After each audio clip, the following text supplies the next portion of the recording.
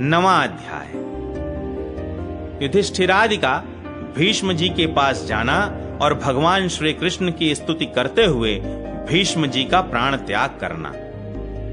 सूत जी कहते हैं, इस प्रकार राजा युधिष्ठिर प्रजाद्रोह से भयभीत हो गए। फिर सब धर्मों का ज्ञान प्राप्त करने की इच्छा से उन्होंने कुरुक्षेत्र की यात्रा की, जहां भीष्म पितामह शरशैया पर पड़े हुए थे। शौनकादि ऋषियों, उस समय उन सब भाइयों ने स्वर्ण जटित रथों पर, जिनमें अच्छे अच्छे घोड़े जुते हुए थे, सवार होकर अपने भाई युधिष्ठिर का अनुगमन किया। उनके साथ व्यास, धौम्य आदि ब्राह्मण भी थे। शौनक जी अर्जुन के साथ भगवान श्री कृष्ण भी रथ पर चढ़कर चले।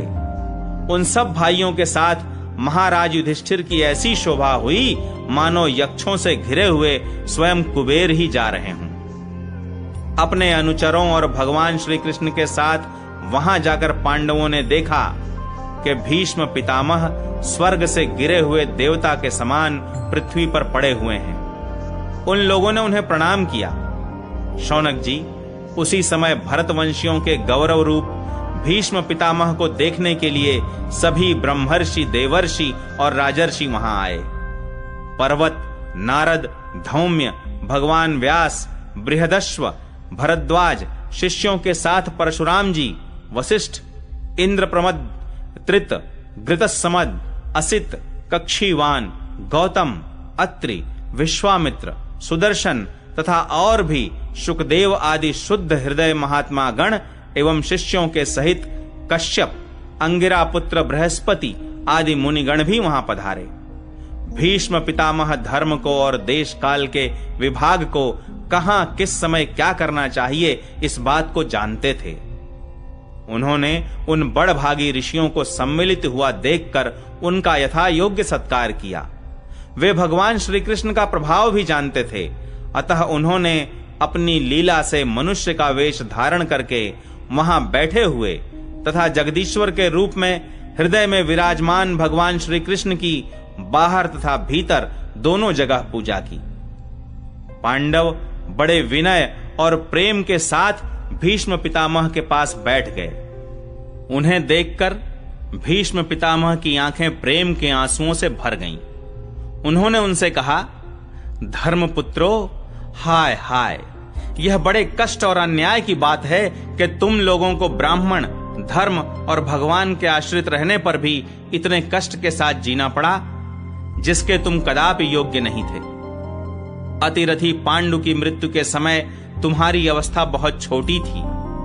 उन दिनों तुम लोगों के लिए कुंती रानी को और साथ साथ तुम्हें भी बार बार बहुत से कष्ट झेलने पड़े। जिस प्रकार बादल वायु के वश में रहते हैं, वैसे ही लोकपालों के सहित सारा संसार काल भगवान के अधीन है।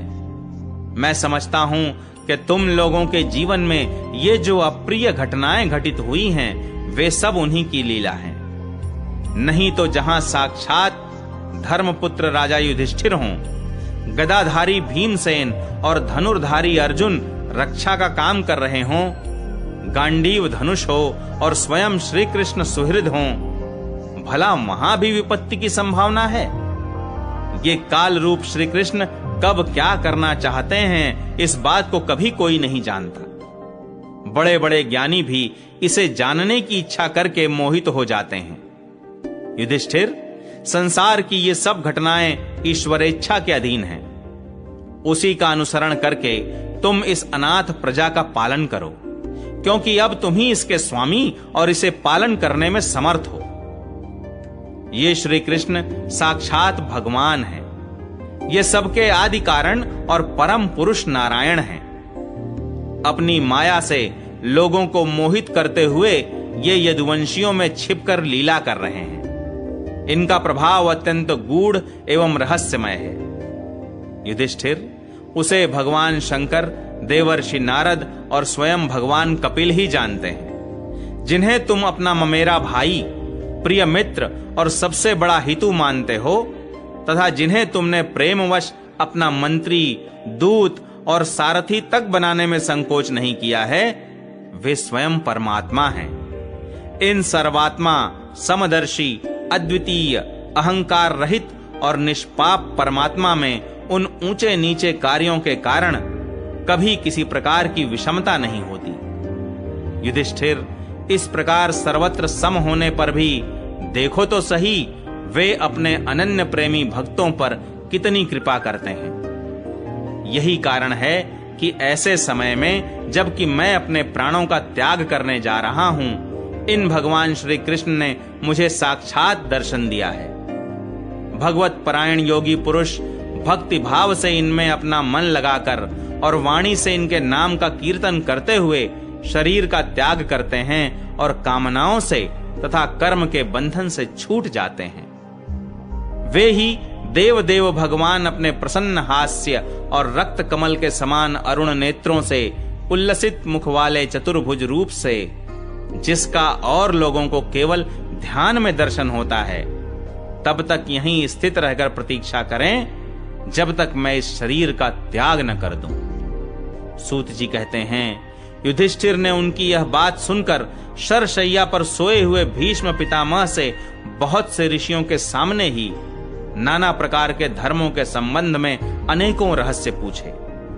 तब तत्ववेत्ता भीष्म पितामह ने वर्ण और आश्रम के अनुसार पुरुष के स्वाभाविक धर्म और वैराग्य तथा राग के कारण विभिन्न रूप से बतलाए हुए निवृत्ति और प्रवृत्ति रूप द्विविध धर्म, दान धर्म, राजधर्म, मोक्ष धर्म, स्त्री धर्म और भगवत धर्म, इन सब का अलग अलग संक्षेप और विस्तार से वर्णन किया।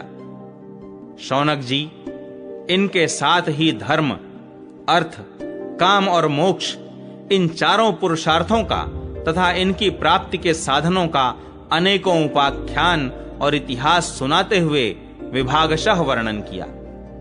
भीष्म पितामह इस प्रकार धर्म का प्रवचन कर ही रहे थे कि वह उत्तरायण का समय आ पहुंचा, जिसे मृत्यु को अपने अधीन रखने वाले भगवत परायण योगी लोग चाहा करते हैं। उस समय हजारों रथियों के नेता भीष्म पितामह ने वाणी का संयम करके मन को सब ओर से हटाकर अपने सामने स्थित आदि पुरुष भगवान श्री कृष्ण में लगा दिया।